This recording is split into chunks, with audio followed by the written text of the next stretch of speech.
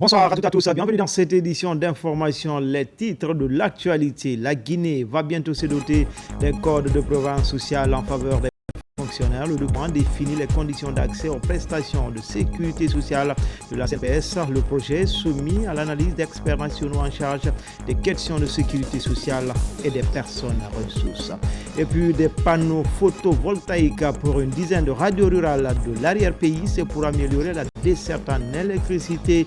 Véritable goulot d'étranglement au bon fonctionnement de ces stations de proximité. Certains tableaux et de belles perspectives sont annoncées. Enfin, troisième phase du programme d'assainissement du Grand Conakry et certaines villes du pays profond, notamment Kindia et Labé. L'Union européenne appuie le processus pour une ville durable.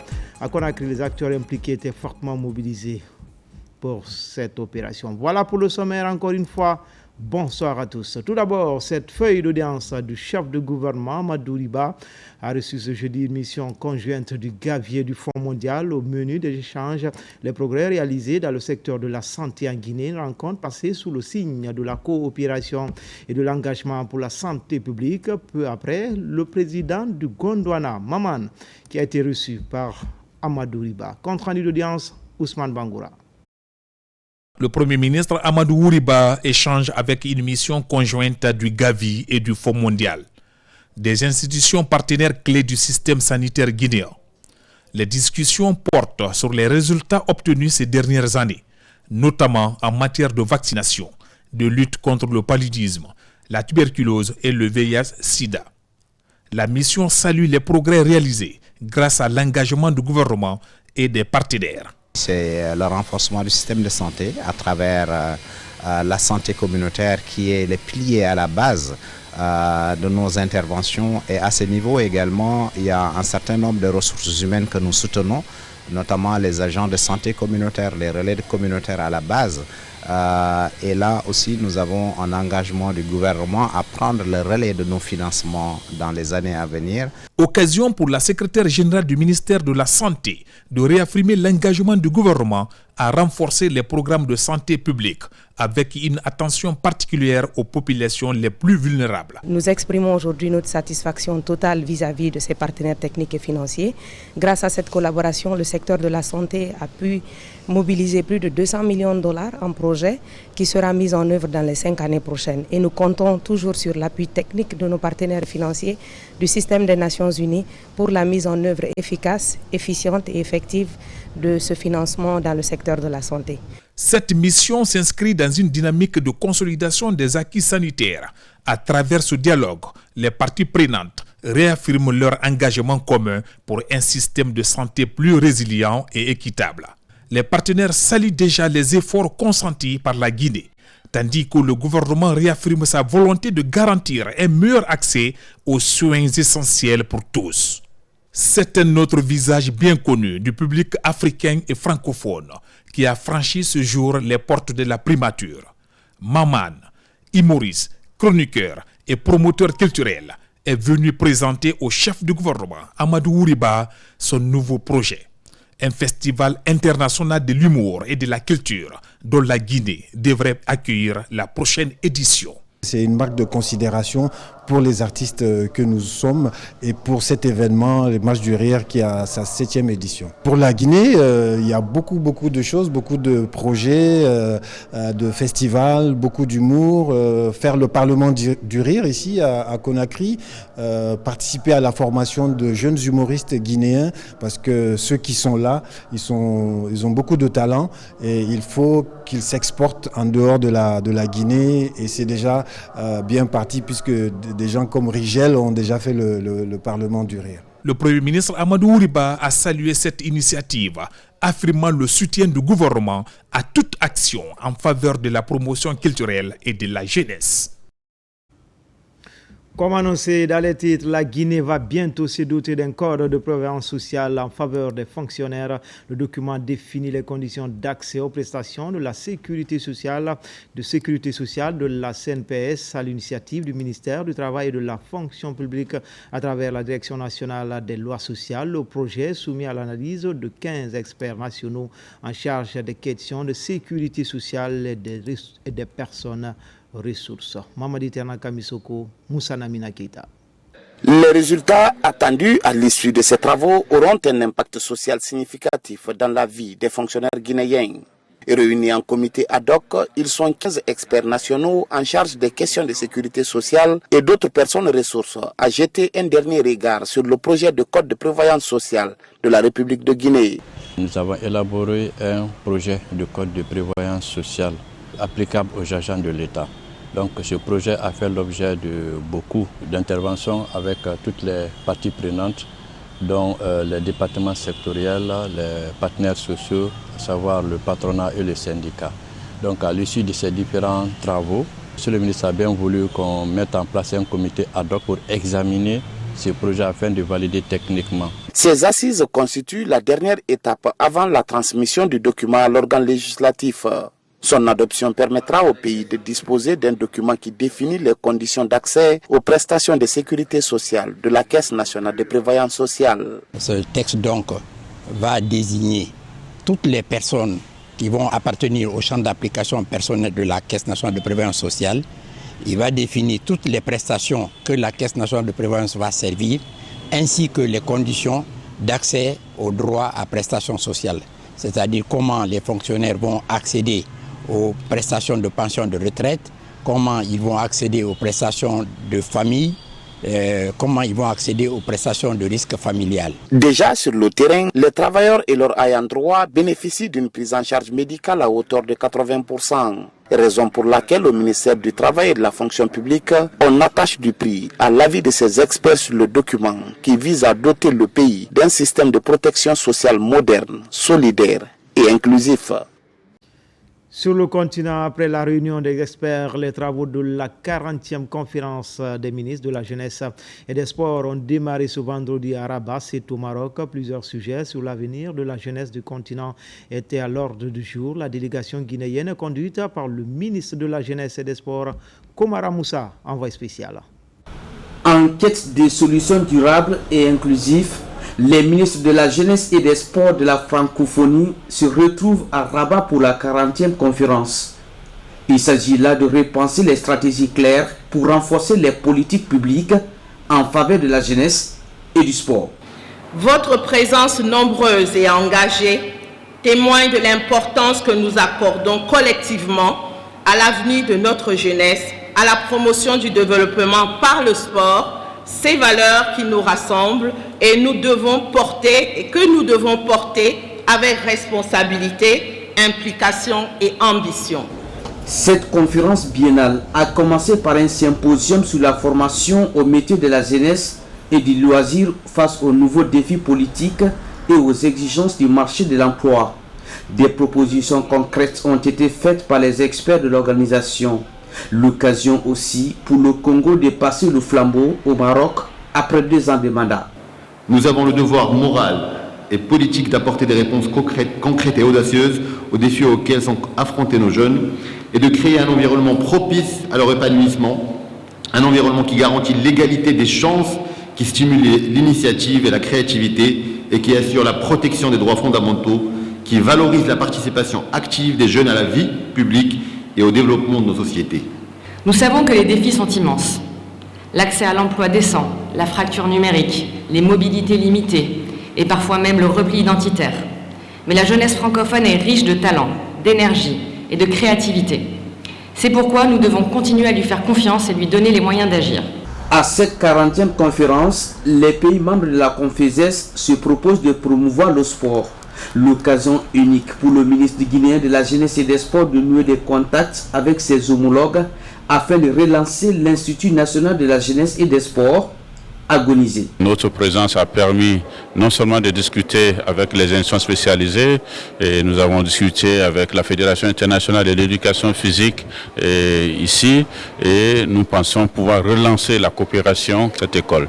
Entre signature de partenariat, remise des prix aux meilleurs jeunes entrepreneurs et poètes francophones, la 40e conférence des ministres de la jeunesse et des sports réaffirme son ambition d'impacter durablement l'avenir de la jeunesse de l'espace. La 41e session se tiendra en Côte d'Ivoire en 2027. Séance de formation à l'intention des administrateurs des sociétés publiques au cœur des échanges à l'analyse des états financiers pour des décisions plus optimales. L'exercice est piloté par le ministère de l'économie et des finances à travers la Direction nationale du patrimoine de l'État et des investissements privés. Mamadi Gassama. C'est l'une des recommandations majeures de la revue des sociétés publiques. Au ministère de l'économie et des finances, la machine est mise en branle, d'où cette séance de remise à niveau des administrateurs des organismes publics. Cette formation, c'est pour outiller ces administrateurs en analyse des états financiers, en analyse des indicateurs qui permettent de suivre les sociétés publiques. Parce qu'il faut savoir qu'ils sont nommés dans le conseil d'administration qui sont des organes de gouvernance des sociétés publiques. Outre les directions, ces cadres, ces administrateurs nommés doivent être outillés, capables de lire tous les documents relatifs à la vie des sociétés publiques pour mieux les rentabiliser, pour mieux optimiser leurs services, pour que le service à l'usager soit optimal. L'objectif à terme est de qualifier la gouvernance à travers l'amélioration des performances en matière de gestion et de livrables de politique publique. Les administrateurs, vous êtes appelés à jouer un rôle décisif dans l'évolution du paysage économique guinéen dans la perspective de la matérialisation de la vision Simandou 2040. Votre posture, vos décisions, vos arbitrages auront un impact direct sur la performance, la transparence et la soutenabilité des entreprises publiques. Ce rôle exige rigueur, compétences et engagement au service de l'intérêt général. Dans ce processus, le département de l'économie et des finances bénéficie de l'appui technique de l'Agence française de développement à travers sa filiale Expertise France. À la Cité de Solidarité, elles seront plus de 1000 âmes à être recensées dans les prochaines 72 heures. L'annonce est faite par le ministère en charge des personnes vulnérables et la direction des affaires politiques et électorales du MATD. L'idée de permettre aux personnes à mobilité réduite de bénéficier d'un enrôlement biométrique sur place. Mohamed De Camara, Alassane Tambaya Conté. Les pensionnaires de la Cité de Solidarité, près de 1000 personnes, n'auront plus à se déplacer pour les opérations d'enrôlement en cours dans le pays. À cause de leur handicap, le ministère en charge de promouvoir le handicap en Guinée, en collaboration avec le ministère de l'administration, du territoire et de la décentralisation, sont au contact de ces citoyens vivant avec un handicap ici, dans l'enceinte même de la Cité de Solidarité, pour bénéficier d'un enrôlement biométrique sur place. Vous êtes identifiés et dans les programmes de développement, dans les programmes avec des partenaires, pour accompagner des personnes vivant avec le handicap sur certaines choses, sur des équipements, sur par exemple la mise en place des écoles. Si vous êtes recensé, on peut identifier le nombre dont vous pourrez avoir besoin. Nous lançons ici un appel solennel, un appel pressant à l'ensemble des personnes handicapées du pays. D'abord, en commençant par celles qui sont à Conakry, dans les différents foyers de regroupement des personnes handicapées, et la Cité Solidarité, qui est le foyer principal, en passant par la grande mosquée Faisal, de venir massivement à la Cité Solidarité pour se faire recenser. La population des personnes vulnérables de la Cité a été aussi sensibilisée en faveur d'un enrôlement de tous les habitants et les autres personnes en situation de handicap dans le Grand Conakry.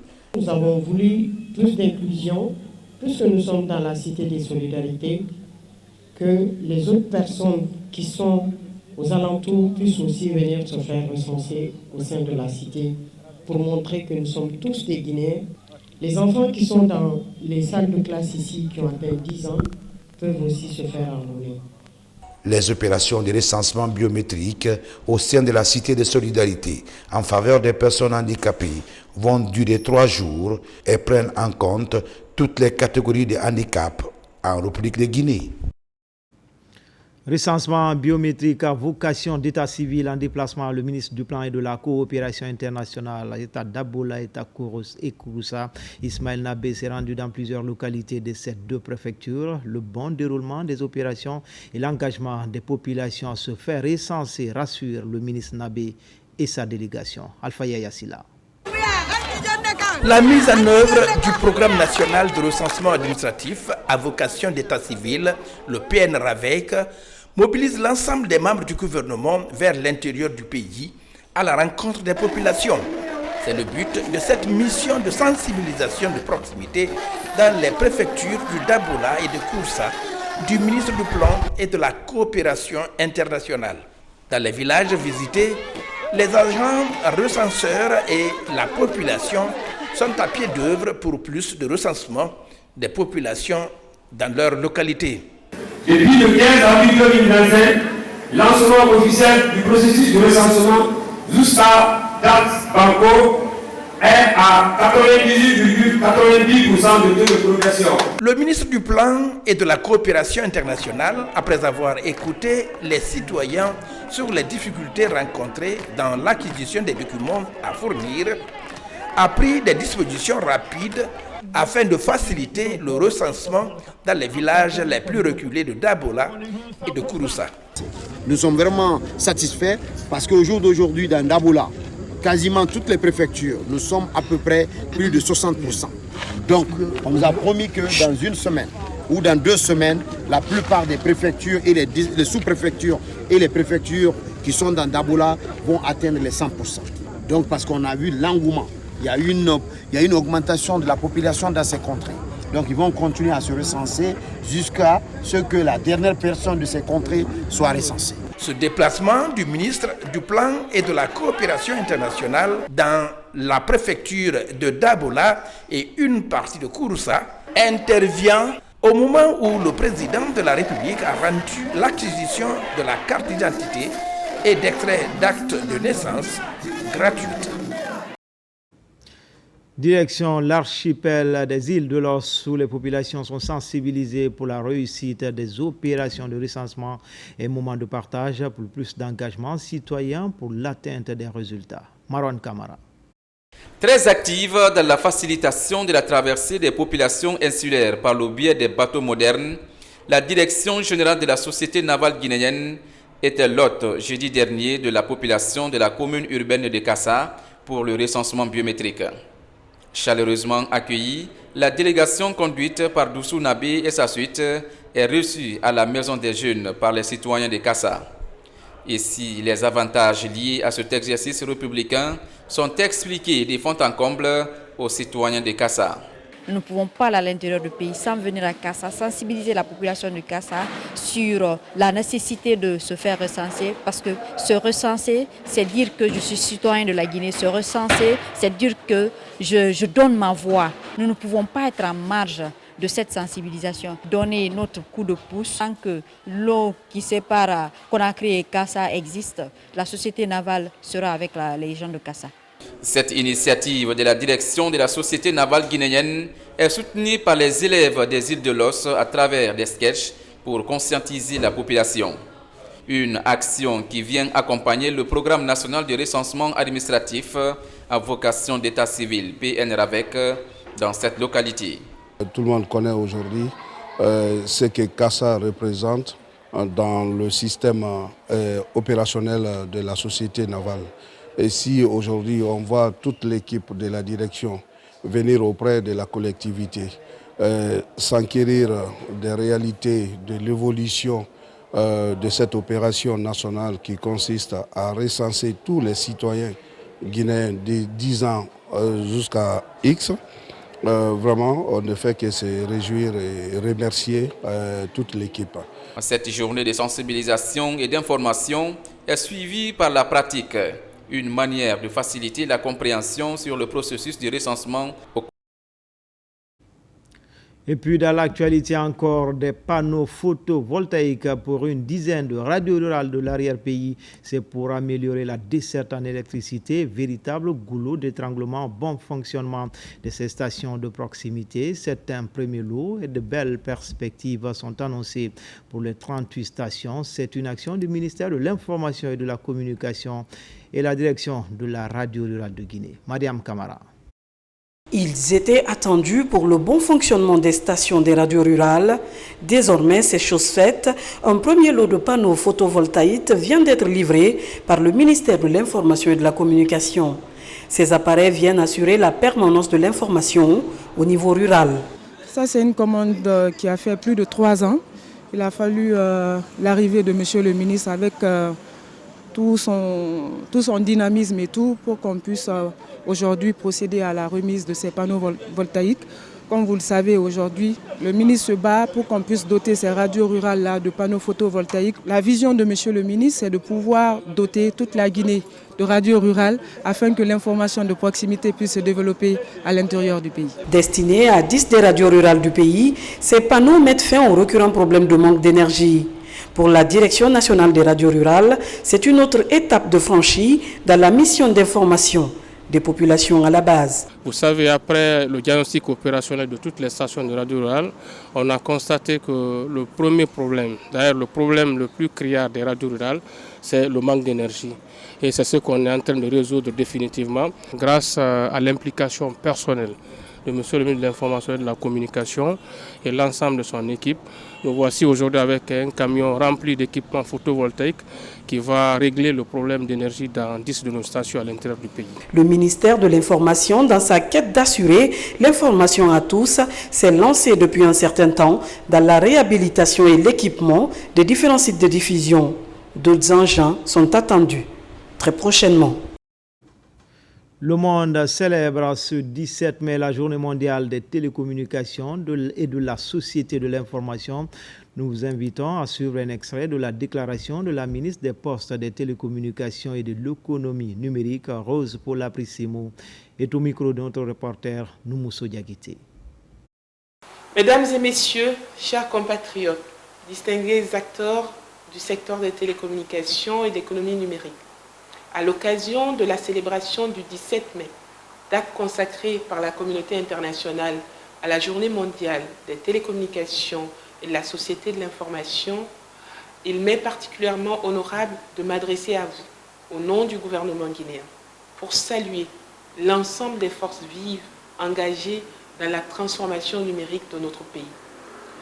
Cette journée symbolique nous invite à nous remémorer le chemin parcouru, à évaluer les progrès accomplis et à réaffirmer notre engagement collectif en faveur d'un développement numérique inclusif, souverain et durable. Sous la direction éclairée de son Excellence le Général Mamadi Doumbouya, la République de Guinée s'est résolument engagée à faire du numérique un socle de souveraineté et de transformation socio-économique, en cohérence avec la vision Simandou 2040. Avec le leadership de M. le Premier ministre Amadou Ouriba, le ministère des Postes et Télécommunications a pu obtenir des résultats concrets à travers des projets structurants, parmi lesquels la multiplication par 4 de la capacité du backbone national, passant de 50 à 200 gigas, une révolution depuis 2014. La signature d'accords d'interconnexion avec le Mali, la Sierra Leone et la Côte d'Ivoire, positionnant notre pays comme un nœud stratégique d'échange numérique en Afrique de l'Ouest. La mise en place du réseau des sociétés ouest-africaines de gestionnaires de backbone, avec pour siège à Conakry, et le poste de secrétaire exécutif à la Guinée pour 2 ans, réaffirmant notre positionnement dans la sous-région. L'intégralité de cette déclaration, c'est juste après cette édition d'information. La résolution 1325, Femmes, Paix et Sécurité des Nations Unies en débat en région forestière, plus précisément en Zérikouré. Elle est réunie dans les locaux du gouvernorat de la région, leader communautaire et communicateur traditionnel et moderne, adopté en 2007 résolution, met un accent particulier sur le rôle des femmes dans la prévention, la résolution des conflits et la consolidation de la paix. Mohamed Saloupaï, Mohamed Lamine Diallo.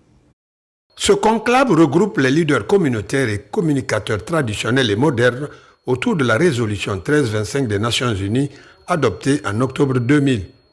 Organisée par le ministère de la Promotion féminine, de l'enfance et des personnes vulnérables, la session a débattu des thèmes sur les instruments et conventions juridiques internationaux et régionaux relatifs à la protection et à la promotion des droits des femmes. Les questions des droits des femmes font face à un blocus dû à la pesanteur des normes sociales, à l'influence des coutumes et des traditions. Pour endiguer cette situation, le ministère a jugé nécessaire de faire appel aux compétences des communicateurs traditionnels et de leaders communautaires.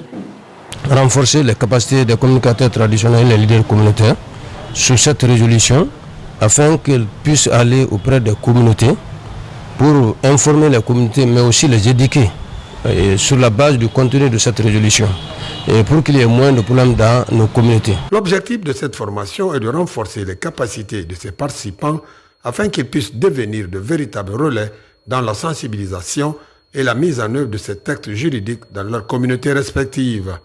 Cette lutte ne peut être menée à bien sans l'engagement collectif de tous les acteurs et particulièrement le concours déterminant de vous, les communicateurs traditionnels. Je m'engage à pouvoir sensibiliser non seulement ma communauté, ma famille, je vais d'abord commencer dans ma famille, dans ma communauté, mais aussi dans la ville où je suis venu, pour que tout le monde puisse être sensibilisé dans ce processus.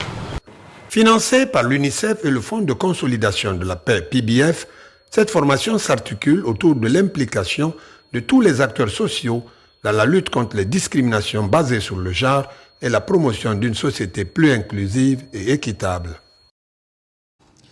C'est désormais un front commun dans la lutte contre le tabac en Guinée. Une convention de partenariat vient d'être signée entre l'Institut itinérant de formation et de prévention intégré contre la drogue et les conduites additives et l'ONG Génération Sans Tabac. Ensemble, ils entendent intensifier la lutte contre la consommation du tabac dans le pays, un enjeu majeur de santé publique. Diara Diallo, Adama Elza Traoré. L'Institut itinérant de formation et de prévention intégrée contre la drogue et autres conduites addictives s'allie à l'ONG Génération Sans Tabac pour renforcer la lutte contre le tabac et ses conséquences néfastes. À travers cette convention, les deux entités ambitionnent de conjuguer leurs efforts et expertises afin d'accentuer les actions de prévention, en particulier chez les jeunes. Cette initiative de convention fait foi à la lutte contre la drogue, la consommation de la cigarette, la consommation du tabac et des dérivés. Vous n'êtes pas sans savoir que nous, ONG Génération Sans Tabac, nous l'avons créé pour sauver des vies humaines. Nous l'avons créé pour faire la promotion de la santé. Avec l'étude que nous avons réalisée au niveau de l'enseignement universitaire, 3,85% des jeunes consomment le tabac. Donc c'est une préoccupation nationale, c'est la raison que nous avons jugé nécessaire de signer une convention de partenariat avec cette ONG Génération Sans Tabac. Ce partenariat marque la naissance d'un front commun pour dire non au tabac, à la drogue et promouvoir une jeunesse plus consciente et en meilleure santé. Cette initiative bénéficie déjà de plusieurs soutiens. Nous, médias d'État, notre rôle c'est de sensibiliser, éduquer, accompagner. C'est pour cela des activités telles, je me réjouis et je dis encore, partout où vous serez le troisième pour vous accompagner. Pour faire reculer ce fléau, des actions concrètes seront mises en œuvre. Formation, sensibilisation de proximité et renforcement de capacité des acteurs engagés sur le terrain. Lancement officiel de la recherche en évaluation au préscolaire en Guinée, c'est une synergie ministère de l'enseignement préuniversitaire et le réseau africain de la petite enfance à ligne de mire, diagnostiquer, analyser et proposer des solutions concrètes pour renforcer le système préscolaire dans notre pays. Guinéen Sané, Abdulkarim Fakita. En Guinée, le préscolaire reste encore sous-évalué, sous-financé et insuffisamment intégré dans les politiques publiques prioritaires. C'est pour inverser cette tendance que ce programme de recherche en évaluation préscolaire est initié dans notre pays. Aujourd'hui, avec seulement 35% des enfants guinéens ayant accès à un enseignement préscolaire de qualité, nous devons collectivement agir pour corriger ces disparités. Les résultats de cette étude contribueront pour l'État, les partenaires, la société civile à éclairer l'élaboration des politiques éducatives équitables, durables et axées sur les preuves. À travers cette initiative, le réseau africain de la petite enfance entend diagnostiquer, analyser et proposer des solutions concrètes pour renforcer notre système préscolaire. La Guinée est devenir un modèle dans le cadre de ce projet. Il y a 5 pays, il y a la Guinée, il y a le Sénégal, la Guinée-Bissau, le Burundi, la Gambie. Donc on veut vraiment se distinguer par la qualité des travaux qui seront menés par la Guinée et pour le bénéfice de nos enfants. Le ministre de l'enseignement préuniversitaire, M. Jean-Paul Sedi, a toujours prôné, si vous voulez, la normalisation des choses. C'est-à-dire que chaque acteur à son niveau, qu'il soit directeur, qu'il soit enseignant, qu'il soit chef d'établissement, qu'il soit simple agent technique, de jouer correctement son rôle. Les résultats de cette étude contribueront pour l'État, les partenaires et la société civile à éclairer l'élaboration de politiques éducatives équitables, durables et axées sur les preuves. Il s'agit de redonner au préscolaire son rôle de premier maillon de la chaîne du développement humain. Dans l'actualité également, troisième phase du programme d'assainissement du Grand Conakry et certaines villes du pays profond, notamment Kindia et Labé. L'Union européenne a appuyé le processus pour une ville durable et propre à Conakry. Les acteurs impliqués dans cette opération étaient fortement mobilisés pour lutter contre l'insalubrité. Moussa Bangoura. La saison des grandes pluies s'annonce. À Conakry, la capitale, une lutte sans merci est engagée contre l'insalubrité pour la coordination des activités sur le terrain. En collaboration avec ses partenaires techniques, le gouvernement lance la phase 3 du programme. Ce programme d'assainissement dénommé Ville propre et durable va couvrir les villes de Kindia, Labé et le Grand Conakry.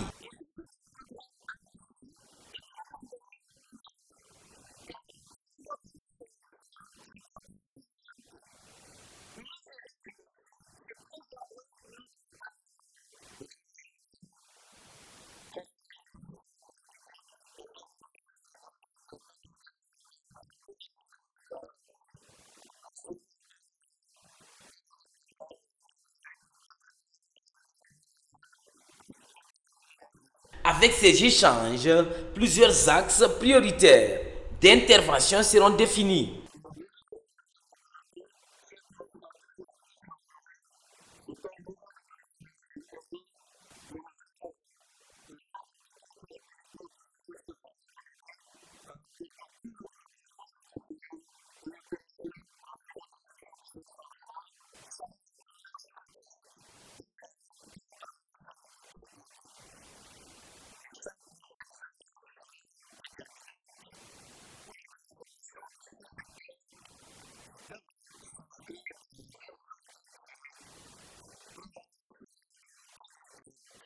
L'Union européenne et l'Agence belge pour le développement accompagnent la Guinée dans ce programme d'assainissement urbain.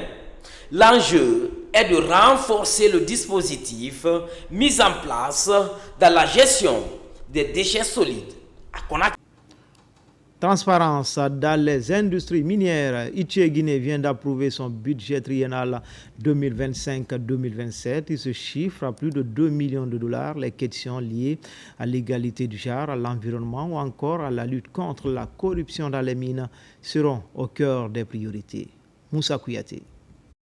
Ce budget triennal 2025-2027 a été validé par les membres du comité de l'ITIE Guinée.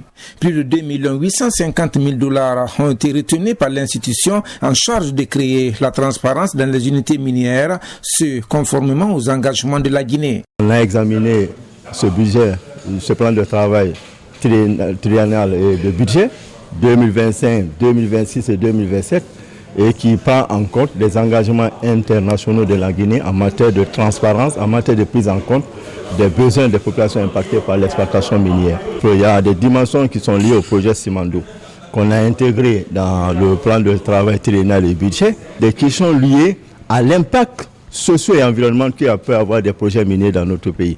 La Guinée est un pays minier avec la présence surtout de plusieurs unités industrielles minières. Cette prévision budgétaire tient en compte des dépenses qui seront effectuées durant les 3 prochaines années. C'est une satisfaction totale parce que tous les membres ont vu et revu au peigne fin les dépenses à effectuer par l'ITIE au cours de ces trois exercices.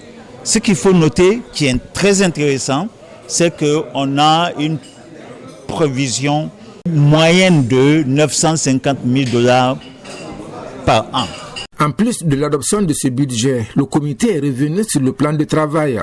Ce plan constitue l'exigence 1.5 de la norme ITIE 2023 qui vise à établir un cycle consultatif de planification et de suivi du travail.